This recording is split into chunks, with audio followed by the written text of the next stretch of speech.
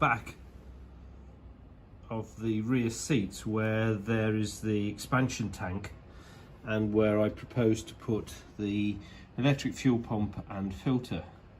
There are screws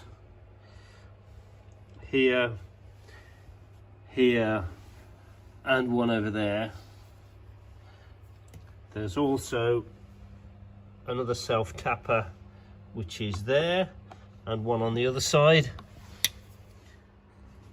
Having removed those 5 screws, it then gives me access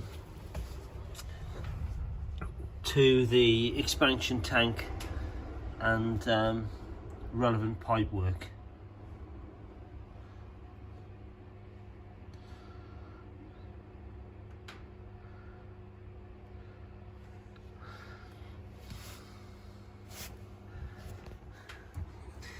If I then go on to remove these screws that are fastened this sheet metal plate, that will then give me access to the top of the fuel tank. That's just a right, I can lift that up, and the fuel pipes. So that fuel vent pipe leads up there, crosses over and goes into a connection at the base of that tank. That fuel vent pipe comes off that point there, goes across to this side of the tank and joins at the bottom there.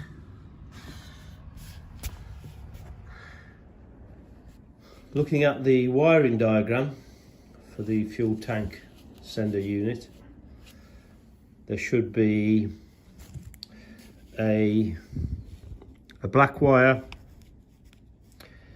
a green and black wire which goes to the fuel gauge, and this one here, a white and green wire that goes to the low fuel level light. So that's what we have here. We have that one there, a white and green wire, that one there, the green and black wire, and this one here which just goes male connector there. That center wire is the black earth wire. Looking at these pipes, this one here which leads to the top of the expansion tank, I am guessing, because it goes off down there into the floor area, I'm guessing that that pipe there will lead to the carbon canister that's in the right hand wing. As the carbon canister is disconnected, it has no function at all, and I'll be removing that piece of pipe work altogether. I have access to compressed air. I thought this was quite funny. I needed to establish that the pipe that I thought was the pipe from the carbon canister was the pipe that I've just detached. So I taped on one of my rubber gloves, and then I thought I'd just add some air. I'm definitely sure that that pipe is the pipe that's connected here. So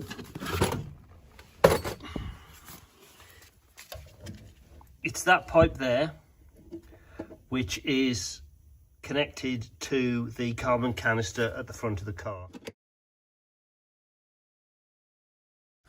Just having a quick look at this, I'm not sure how this sealed ever. I can't see that there's any rubber O-rings or fittings in there. The only connections to the outside would have been via that pipe there, which took the pipework to the carbon filter, or via that brass pressure relief valve. Now I'm left with a position that I don't have a vent to the outside.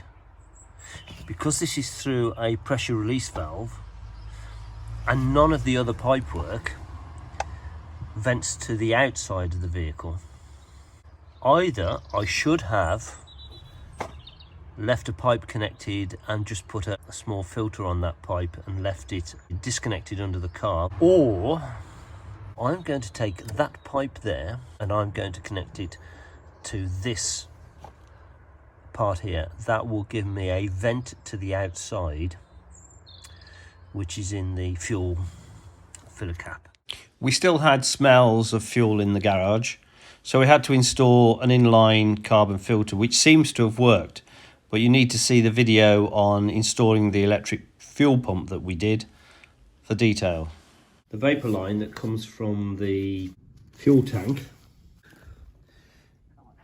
it enters the right wing here and goes to the carbon filter. Mine goes down here, and that's a metal pipe it attaches to, and then that goes on off down there underneath the car. Now I'm under the car. That pipe comes down here, flows down. It's held in with a bracket, and that flows on down. This is all on the right hand side of the car. There's the main chassis tube running, and the pipe is that one there, runs along there, and then there's already a join in it here. So I'm going to disconnect it to start with at that point there. I disconnected that pipe and not actually removing the clip because it was difficult to get to. I found that I could actually just pull the pipe through.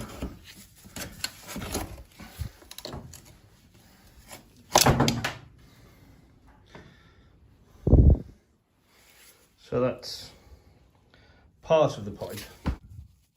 Once I'd removed that connection, it was easy enough then to pull this pipe through from that hole.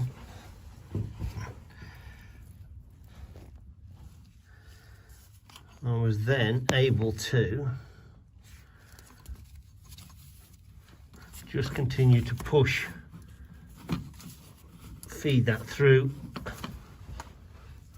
You can see the pipe bending out. I'm now going to go inside the boot and pull that through. This pipe won't simply pull out because it runs along the back there underneath the car and then goes off down the right hand side of the car, and as it runs across the back there it's pinned, so you can't just pull it out.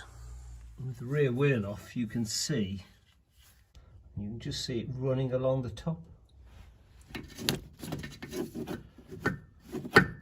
and it's held in by two, one there, two P-clips I think. So I need to just remove those, then the whole pipe will come out. Getting to the P-clips proved extremely difficult, and the Phillips heads were full of under seal. So in the end I cut the pipe with some snips, just the other side of the P-clip, and then just pulled it through from this side, and of course the other side it just fell to the ground. So that's the pipe out.